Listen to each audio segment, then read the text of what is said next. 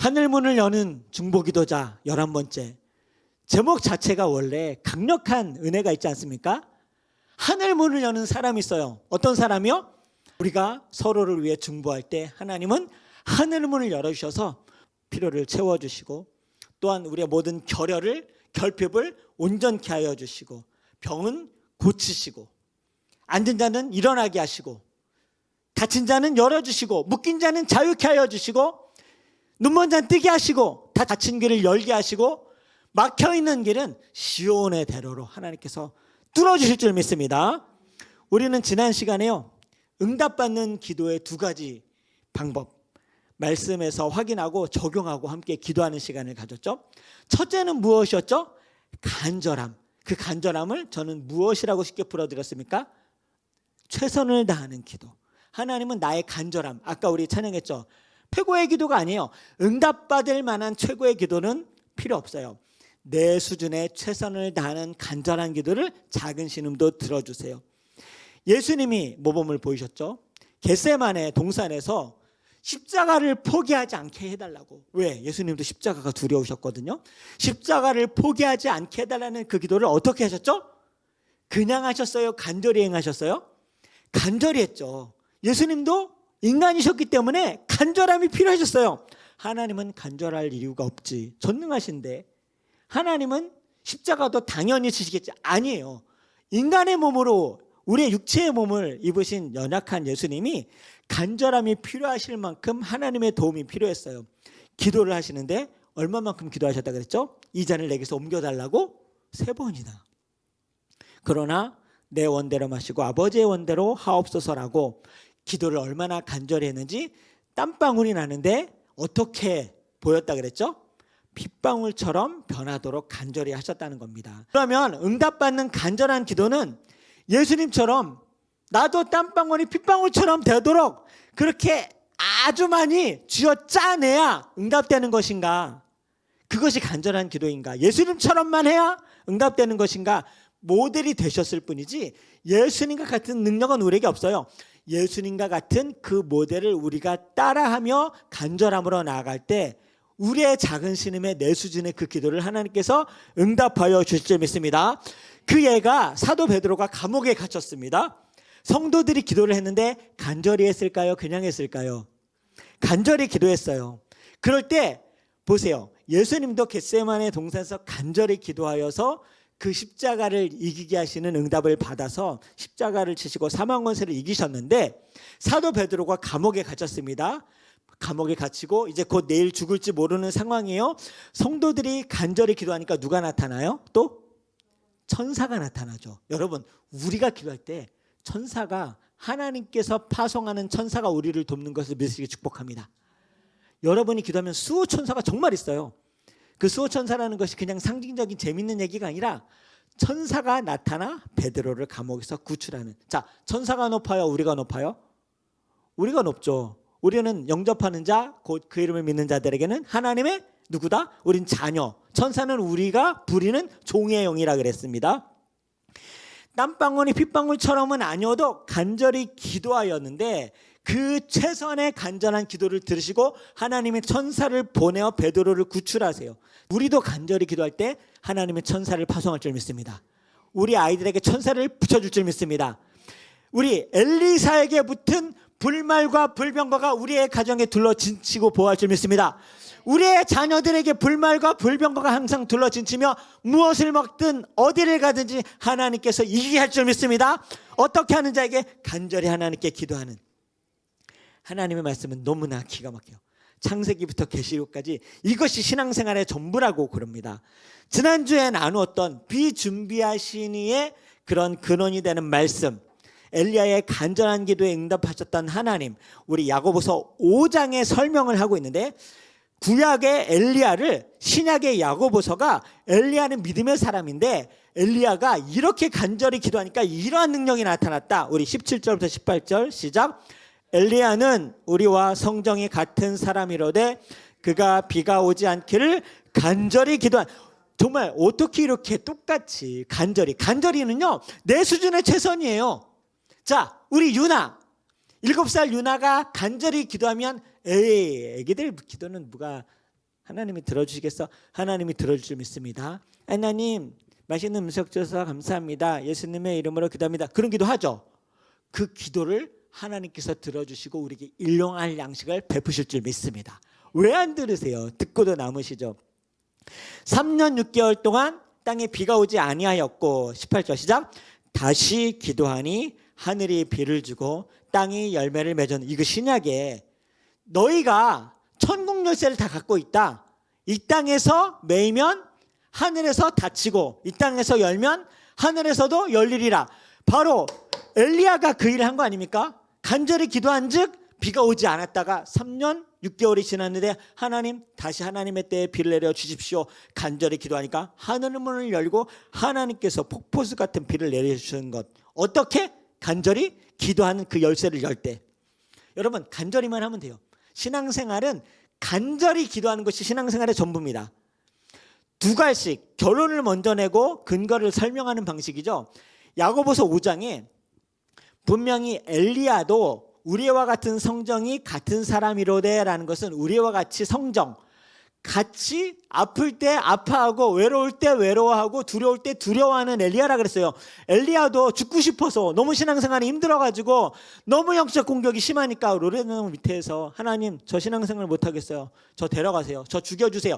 그렇게 했던 엘리야인데 그 성정이 우리와 같이 연약한 사람인데 그도 기도하니까 하나님께서 매이게 하고 그가 열게 해달라니까 하늘을 열고 비가 내리게 하신 그 엘리야가 두 가지씩 먼저 결론을 내고 17절 18절 이렇게 설명하지 않았습니까? 그런데 15절 먼저 결론이 나 있는 말씀이 있어요. 그 말씀이 제가 여러분에게 자주 선포하는 말씀이에요. 이것이 성도들의 간절한 기도를 해야 될 이유다 라면서 야고보서 5장 15절 선포합시다. 시작.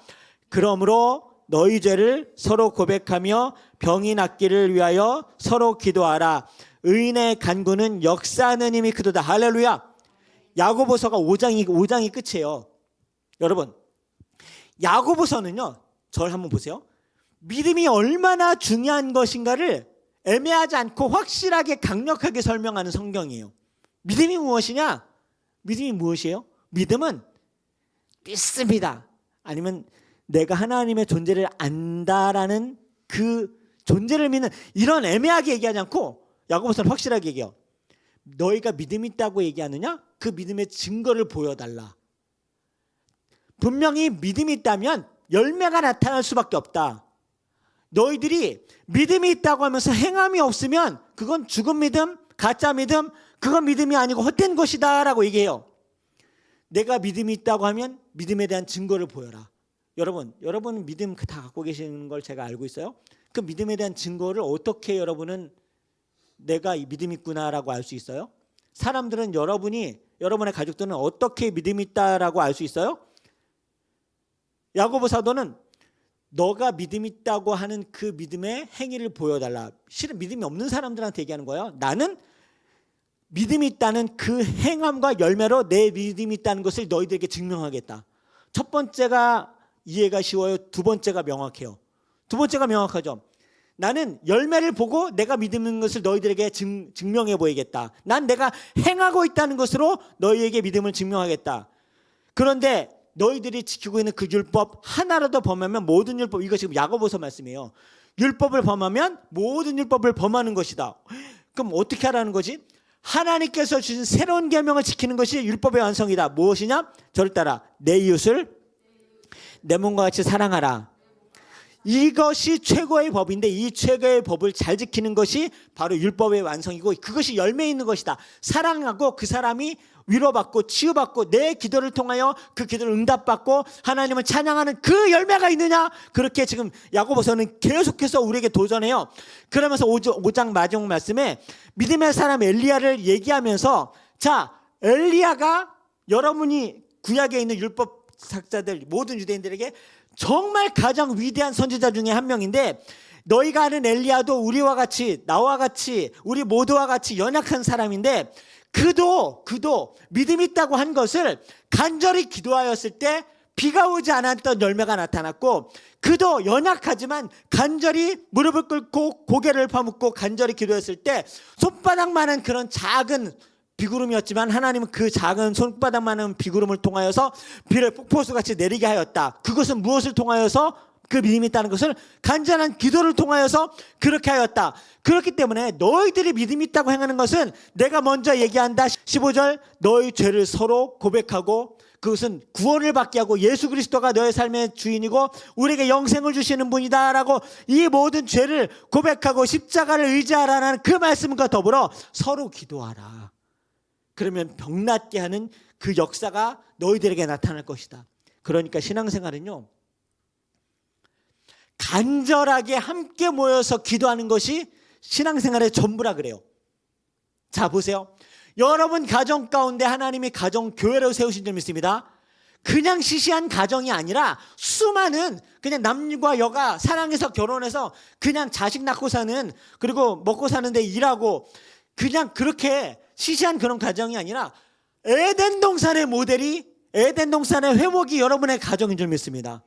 그 가정은 생육하고 번성하고 땅에 충만하라 정복하라 세상을 다 줄게라는 그런 가정이에요. 우리 아이들은 세상에 막 휩쓸리는 그런 아이들이 되면 안 돼요.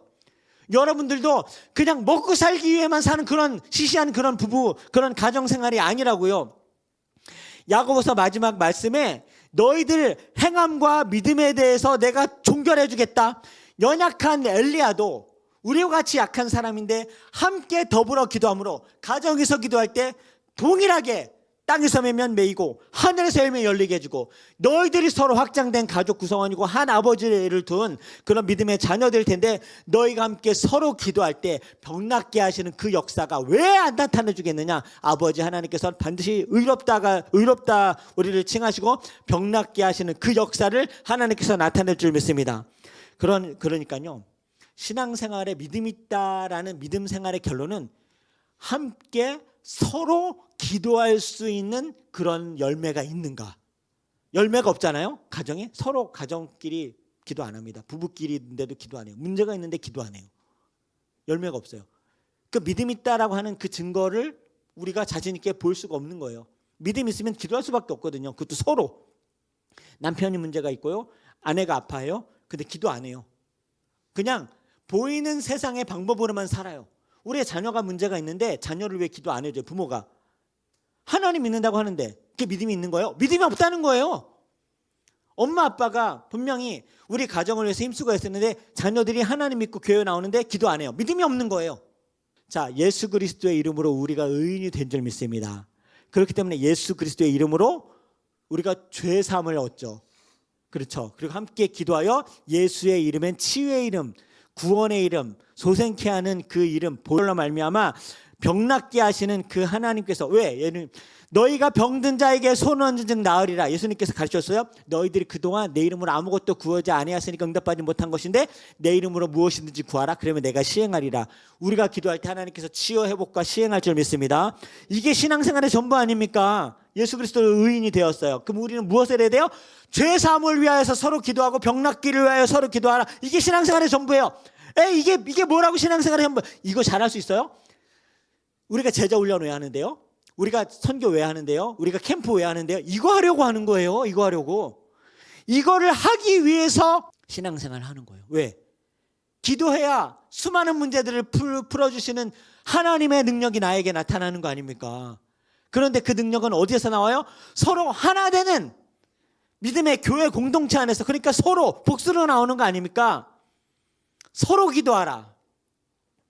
이게 새로운 생명의 법. 세 계명을 주노니 서로 사랑하라. 이건 기도하라는 얘기예요. 그러니까 데살로니가전서 5장 16절 말씀, 우리 항상 기뻐하라. 항상 기뻐하라. 쉬지 말고 기도하라. 범사에 감사하라. 이것이 그리스도 예수 안에서 너희를 향한 하나님의 뜻이니라. 하나님의 뜻은 우리가 예수 안에서 구원받는 거예요. 그러니까 우리가 예수 안에 있다는 것이죠. 그러니까 그 사람은 항상 기뻐해야 하고 쉬지 말고 기도해야 되고 그 응답의 범사에 감사할 수 있는 그것이 신앙생활의 전부고 그것이 믿음이다라는 거예요. 믿음은 내가 믿었던 기억과 지식과 기억력을 갖고 있는 게 아니에요. 행하는 거예요. 기도하는 거예요. 그리고 그 기도하는 사람들과 더불어 기뻐하는 거예요. 혼자 기뻐하지 말고 서로 기뻐하는 거예요. 그리고 그 기도 응답에 감사하는 저와 여러분에게 축복합니다. 간절함은 최선을 다하는 거고, 예수님이 치유하실 때도 그 간절함을 보고 믿음 있다고 하세요. 완벽해서가 아니라. 예수님의 치유 사건 하나, 걷지 못하고 움직이지 못하는 중풍병자 이야기 아시죠? 한 중풍병자가 있어요. 걷지 못해요. 움직이지 못해요. 이것은 우리 안에도 있습니다. 어떨 땐 내가 그럴 때가 있어요. 도저히 아무것도 할 수 없을 때. 그리고 우리에게는 지금 홍식 형제가 있고 지금 이 자리에 함께하지 못한 우리 남편일 수도 있고 내 친구일 수도 있습니다. 그렇죠. 아파하고 신음하는, 움직이지 못하고, 그것은 육체적으로 뿐만이 아니라 영적으로도 그렇고요. 그런 중풍병자가 있어요. 근데 그 중풍병자를 소망 되신 예수님, 죄사함 되시는 예수님, 치유하시는 예수님께 데려가면 되겠다라고 해서 내 친구가 침상이 한 귀퉁이를 들고 이제 예수님께 나아갑니다. 자, 여러분, 침상을 들고 나아간다고 해서 다 치유가 되지 않죠. 예수님께 나아가려고 하는 그 소망 가운데 어려움과 환난과 고통과 대적이 있어요. 많은 사람들 때문에 예수님께 나아갈 수 없으니까 어떻게 해요? 지붕으로 올라갑니다. 여러분, 지붕에 올라간다고 해서 중풍병자가 나을 리가 없어요. 그렇죠. 그런데 중풍병자를 데리고 올라가는 일이 쉬워요, 어려워요? 어려운데 올라갈 수는 있어요, 없어요? 중풍병자는 고칠 수 있어요, 없어요? 못 고치죠. 올라갔어요. 지붕은 막혀 있잖아요. 지붕을 뜯기 시작합니다. 자, 지붕을 뜯는다고 해서 중풍병자가 낫진 않아요. 그런데 여러분, 정말 말도 안 되지만 지붕을 뜯을 수는 있어요, 없어요? 있죠. 지붕을 뜯는다고 해서 중풍병자가 나을 리가 없어요. 그런데 예수님이 그 밑에 집 안에 계시니까 중풍병자를 줄로 달아서 내립니다. 여러분, 줄로 집 안에 무조건 달아 내린다고 중풍병자가 나을 리가 없잖아요. 그런데 지금 우리가 향하는 지붕으로 올라가고 지붕을 뜯고 달아 내리는데 그 최종 목적지에 누가 계시는 것이죠? 예수님이 소망이 되시기 때문에 예수님 뭐라 그래요?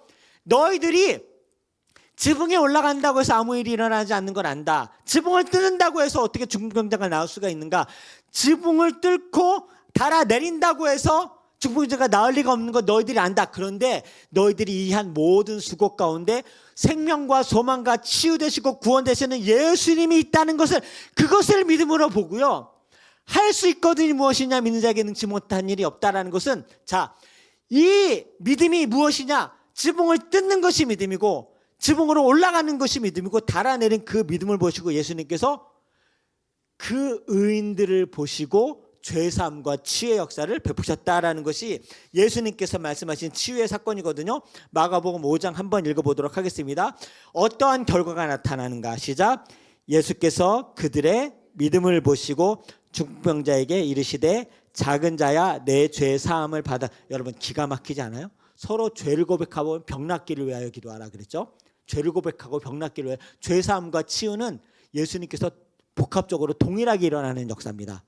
죄사함과 치유는요, 예수 그리스도가 여러분의 모든 죄사함과 치유의 놀라운 기도를 통한 열매가 맺혀지길 주 여러분 축복합니다. 그러니까 보세요. 먼저 죄사함을 말씀하시죠. 그래, 누구의 믿음을 보시고요? 중풍병자 아니면 친구들의 믿음을 보시고, 우리가 기도할 때 남편이 구원받을 줄 믿습니다. 자녀가 구원받을 줄 믿습니다. 치유받을 줄 믿습니다. 우리가 구원할 때 구원과 치유와 병나음과 귀신이 떠나갈 줄 믿습니다. 그리고 11절에 보세요. 시작. 내가 내게 이르노니 일어나 내 상을 가지고 집으로 가라. 죄사함과 치유 두 가지를 동시에 하시죠. 이게 구약에도 나타나요. 항상 예수님은 우리의 구원뿐만이 아니라 우리의 삶을 회복하시고 치유하시고 고쳐주시고 온전케 하시는데 관심이 많으시다? 없으시다? 많으세요. 내가 구원받은 자녀로만 사는 것이 아니라 이 땅 가운데 병든 자는 나음을 얻고 앉은 백인 일어서고 눈먼 자는 뜨게 하시고 줄인 자는 먹이시는 하나님이시라니까요. 예수님이시라니까요. 그러니까 예수 믿는 것은 잘 될 수밖에 없어요. 예수 믿으면 잘 될 수밖에 없어. 시기와 때와 규모와 나에게 주시는 분량은 하나님께서 정하시겠지만 하나님은 항상 우리에게 신실하고 가장 좋은 것, 좋은 때에 줄 줄 믿습니다. 그래서 구약에도 보세요. 왜 죄사함과 치유 역사가 동시에 일어나는가? 역대하 7장 유명한 말씀이죠. 내 이름으로 일컫는 내 백성이 그들의 악한 길에서 떠나 스스로 낮추고 기도하여 내 얼굴을 찾으면 내가 하늘에서 듣고 그들의 죄를 사하고 할렐루야 그들의 땅을 고칠지라.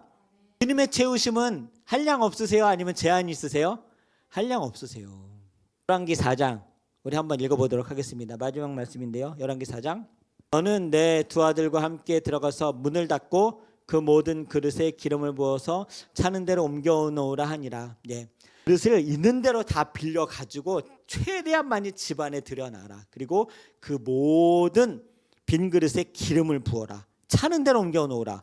그러니까 5절 시작.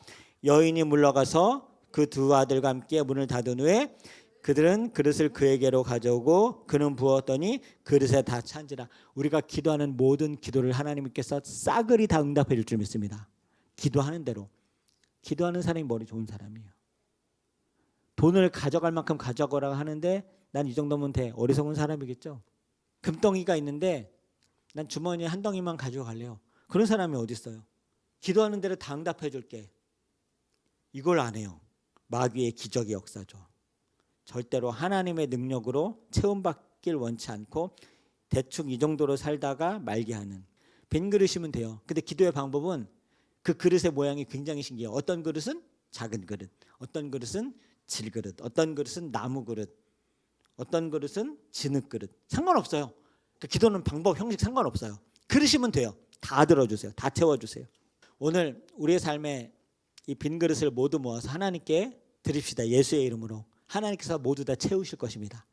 차고 넘치게 하실 것입니다. 예수님이 참여하신 가나 혼인잔치 있죠?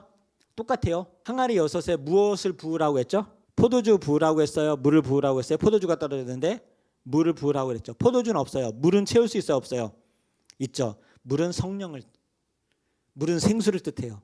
예수의 이름으로 예수님의 말씀에 순종하여 채웠더니 모두 포도주가 된 줄 믿습니다. 기도에 순종을 행하며 나갈 때 하나님께서 물을 포도주로 변하게 하시고 모든 기름을 차고 넘치게 채우실 줄 믿습니다.